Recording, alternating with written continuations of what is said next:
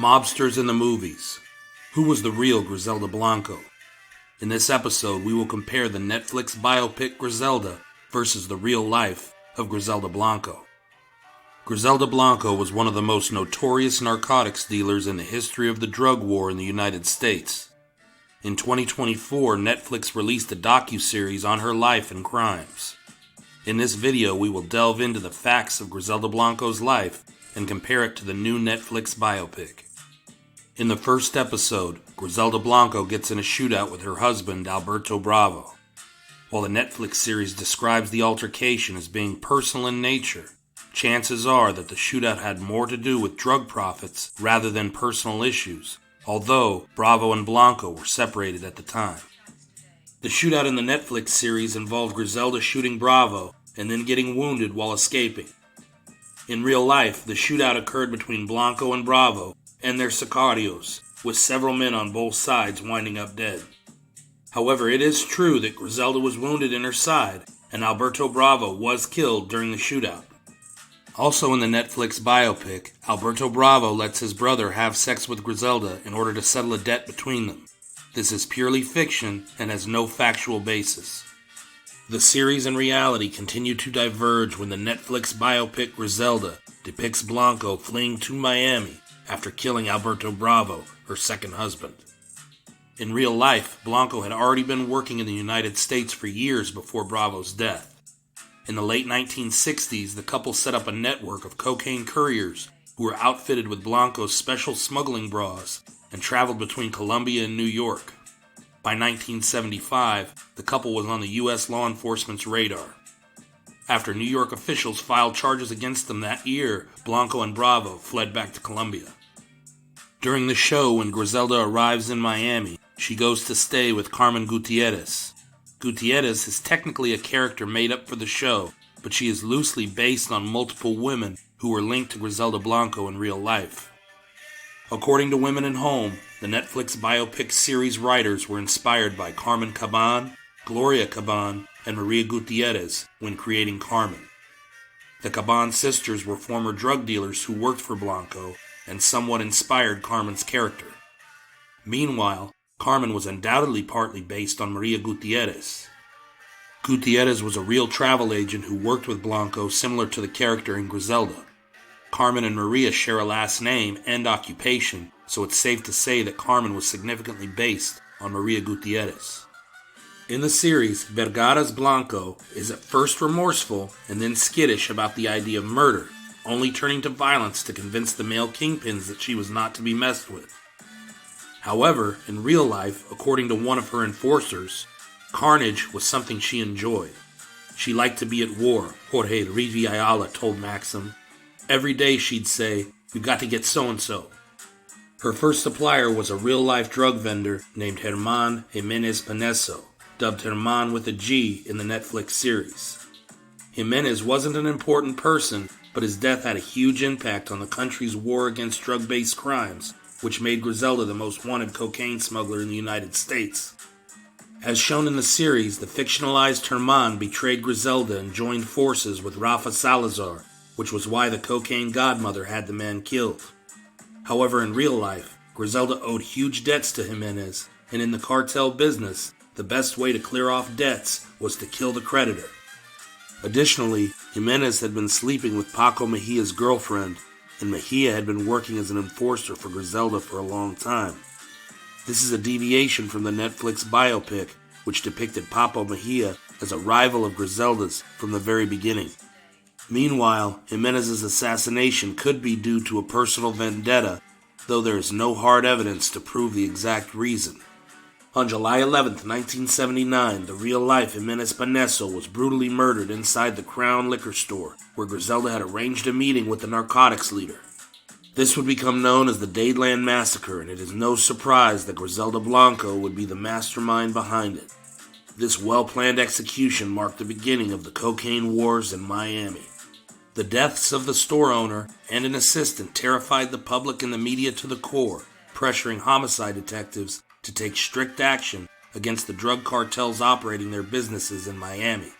Jiménez Paneso's assassination and a series of brutal murders that followed led to the creation of a special task force in Miami to take immediate action against the narco-traffickers and protect the public from their wrath. The South Florida Task Force, formed and run by the Vice President's office, dealt with the increase in drug trafficking in the South Florida region in the 1980s. The task force worked to coordinate law enforcement between the Drug Enforcement Agency, the Federal Bureau of Investigation, Customs, and local police. There were also discrepancies between her sicarios in real life and how they are portrayed in the Netflix series. Chucho Castro was portrayed as a soft, often intimidated individual that appeared weak and overwhelmed by the violence he was forced to take part in. In real life, Chucho Castro was described by Rivi Ayala as a top-notch hitman that always got his man. Netflix does get the story about the death of his son correctly.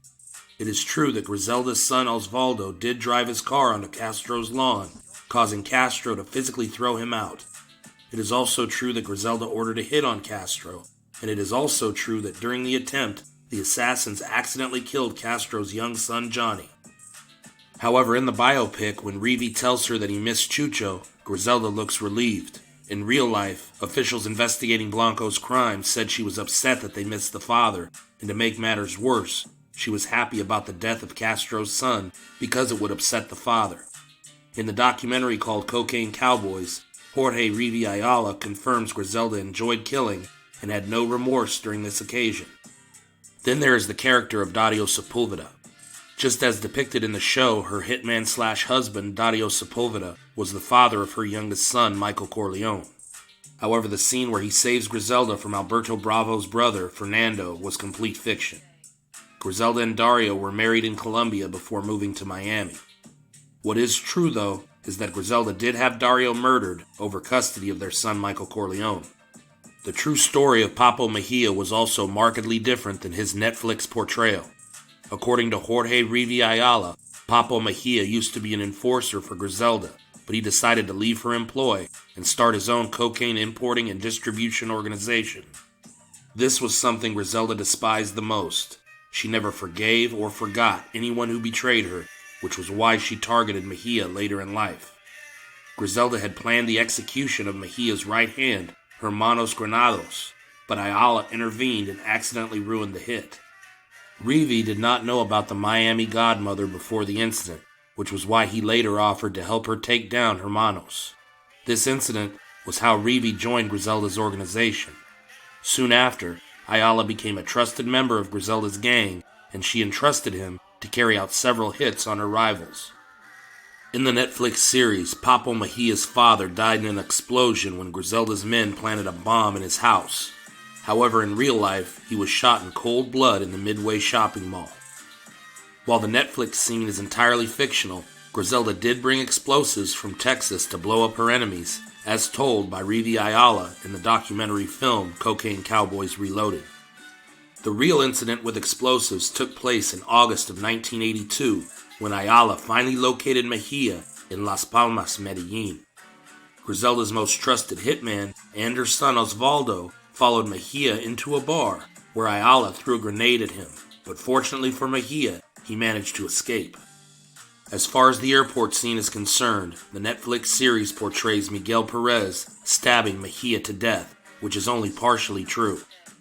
In real life, Blanco had offered Miguel Perez $100,000 to stab Papo Mejia with a 12-inch bayonet at the Miami airport. While Perez did in fact stab Mejia multiple times, Mejia somehow found a way to survive the attack. Miguel Perez was arrested by the authorities and would be sent to prison. He was last released from custody in March of 2008. After the unsuccessful attempt, Blanco attacked Mejia several times until Mejia was finally arrested. Mejia was sentenced to 30 years in prison on March 18, 1983. He was later released from prison in the year 2000, after which he disappeared, never to be heard from again. Towards the end of the Griselda biopic, she can be seen making one of Rafa Cardona Salazar's associates named John Roberts strip, stand, and bark like a dog. Rumor has it that during her cocaine-fueled parties, she had forced people to do similar things at gunpoint. However, there is no evidence that she ever forced John Roberts to perform the acts depicted in the Netflix series. The real John Roberts was a smuggler for the Medellin cartel who worked directly for Rafael Cardona Salazar and Max Mermelstein. Then, of course, was the death of Martha Ochoa.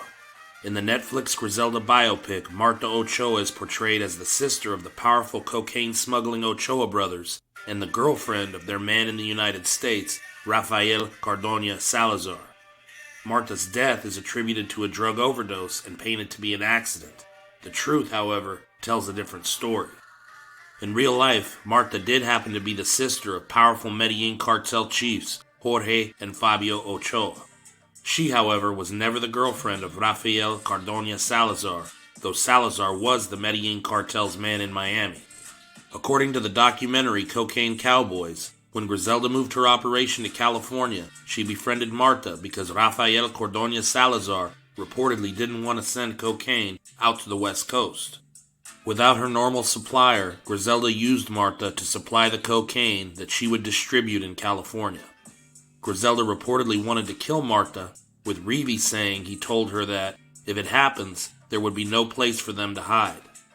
In real life, Griselda wanted to kill Martha because she reportedly didn't want to pay for 1,500 kilos, so she was going to blame Martha for never giving the money to the Ochoas. According to Cocaine Cowboys, Martha was kidnapped, murdered, and found on the side of the road. In the show's finale, Blanco flees to California to escape the wrath of rival drug lord Rafael Cardona Salazar, whose girlfriend Martha dies in an accident while she and Blanco are high on cocaine. Blanco then calls the authorities on herself after learning Salazar is on the West Coast in an effort to stave off his revenge. That, however, is not what really happened. By 1984, officials had tracked Blanco to California, where she moved after creating too many enemies in Miami. After surveilling her for months, federal agents busted into her Irvine, California home while she was reading the Bible, the Sun-Sentinel reported. In 1985, she was sentenced to 15 years in prison for conspiracy to import cocaine. Also in the finale, June Hawkins comes to prison to inform Griselda that her 3 oldest sons were dead just before she's about to be released. In reality, 2 of her sons were killed years before she was released, with Uber and Michael Corleone surviving well after Griselda left prison. As documented in Cocaine Cowboys Part 2, Hustlin' with the Godmother, Blanco would allegedly continue conducting drug deals from behind bars through her boyfriend Charles Cosby, a dealer from Oakland who'd sent her a fan letter in 1991. In 1994, prosecutors who enlisted Ayala as their star witness charged her with 3 counts of murder and were seeking the death penalty. But like the series shows, the murder case fell apart after Miami-Dade County State Attorney's Office employees were caught having inappropriate relationships with Ayala over the phone. With their case falling apart, Blanco reached a deal with federal authorities after the scandal. She pled guilty to 3 murder charges and was sentenced to serve 3 concurrent 20-year sentences. Before serving the full sentence, she was deported to Colombia in 2004, where she lived in an exclusive gated community, according to Vice. 8 years later, Blanco was at a butcher shop in Medellin when a man pulled up on a motorcycle and shot her twice, killing her. She was 69 years old. In conclusion, the biopic Griselda on Netflix attempts to portray Griselda Blanco as a sympathetic character forced to commit violence to protect her business from other traffickers who were attempting to take it from her. In actuality, Griselda was a woman that was not at all adverse to violence. According to Jorge Reeve Ayala, Griselda loved to be at war and seemingly had no conscience when it came to killing people. All in all, she was a cruel individual who liked people to be afraid of her, and she was not at all afraid to use violence to meet her ends.